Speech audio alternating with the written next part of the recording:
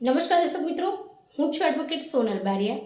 દર્શક મિત્રો, એક મિત્રનો પ્રશ્ન છે કે અમારા બે સેડા પાડોશી જે ખેડૂતો છે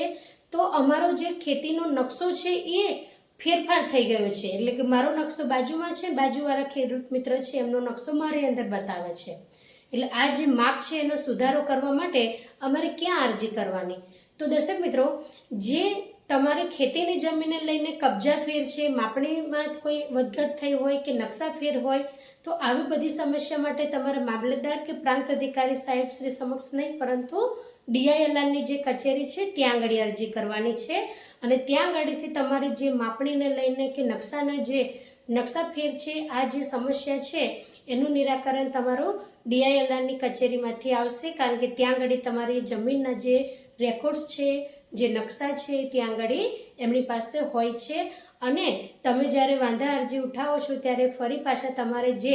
ખેતર છે એની સ્થળને સ્થિતિનું તે નિરીક્ષણ કરશે, અને ત્યાર પછી તમારી જે સમસ્યા છે તેનું નિરાકરણ લાવશે। તો દર્શક મિત્રો, આજના માટે આટલું જ। જય હિન્દ, જય ભારત।